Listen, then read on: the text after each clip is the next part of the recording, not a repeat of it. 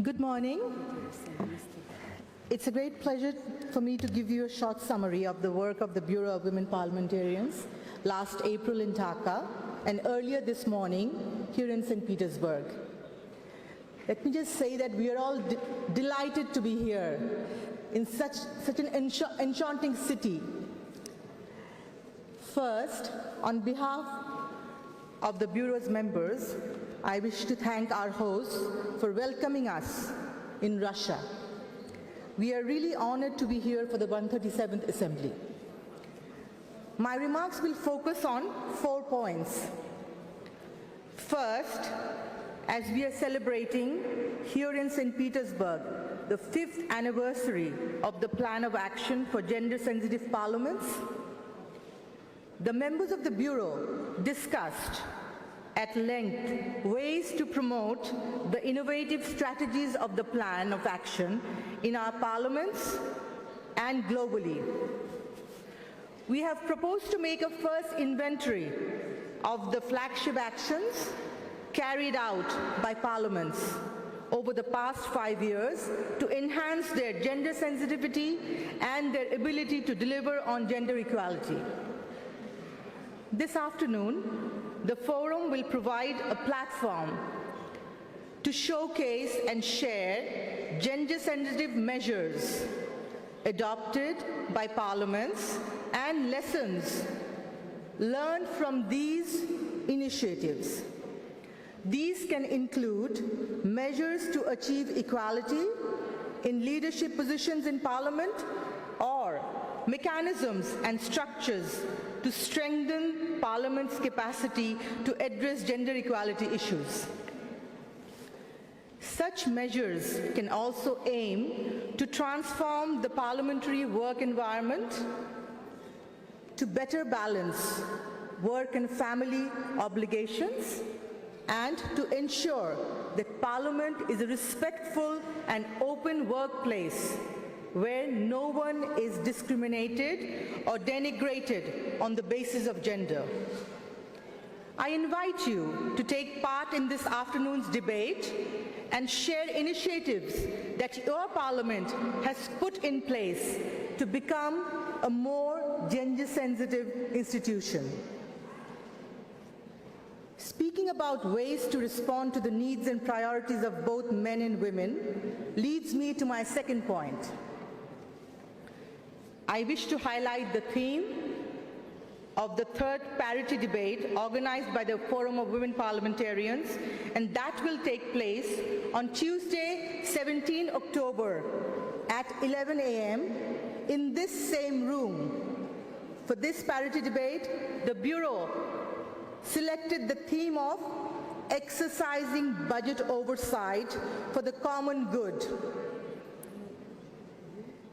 It will be a great opportunity to ground the discussions on how our budgetary oversight power can be used to ensure that the budget is inclusive, fair, and responsive to the needs of all people.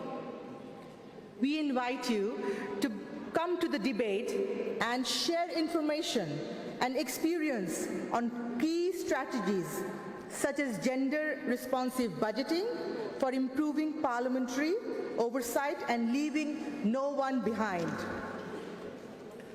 In my third point, I'm pleased to inform you that the IPU currently pursues its study on harassment and violence against women in parliaments with the development of guidelines and good practices for parliaments to prevent and respond to sexism and sexual harassment in their own houses.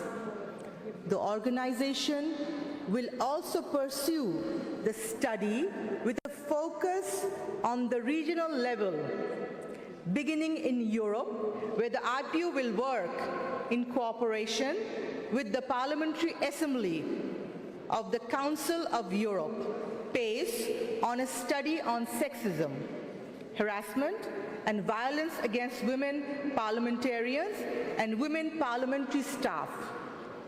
Finally, as you know, our forum today also offers us the opportunity to debate the draft resolution of the Standing Committee on Democracy and Human Rights on Sharing Our Diversity, the 20th anniversary of the Universal Declaration on Democracy.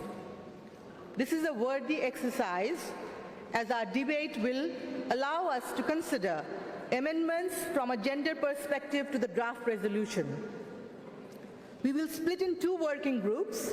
Group 1 will focus on how can technology be at the service of democracy and gender equality, challenges and opportunities.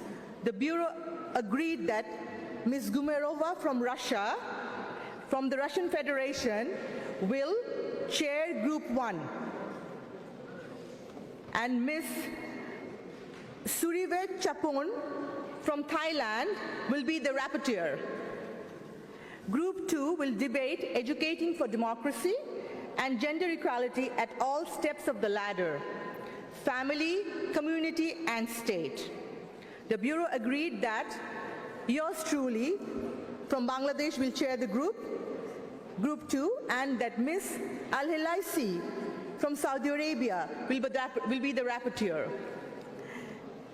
I take it that you will agree. Lastly, this morning, the Bureau also identified the questions that will be asked to the candidates for IPU President on behalf of the Forum of Women Parliamentarians during the hearing that we will have with the candidates later today. I look forward to all of your participation. Colleagues, I very much look forward to our debates today, and I'm confident that they will be extremely interesting. Thank you, St. Petersburg. Thank you, Russia. Я благодарю вас, госпожа.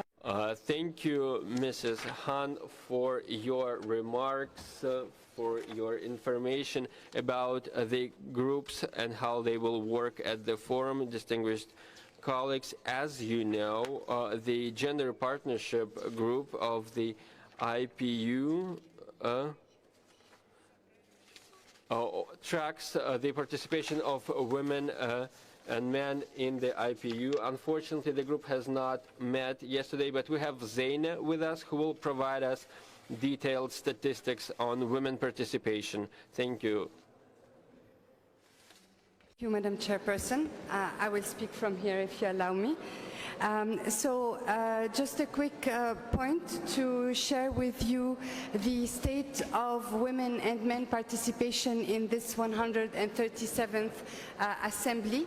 As at yesterday, 13 October, the total number of delegates was 845, a big number, congratulations.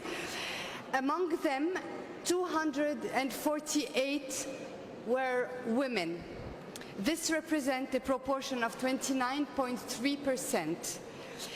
There is a high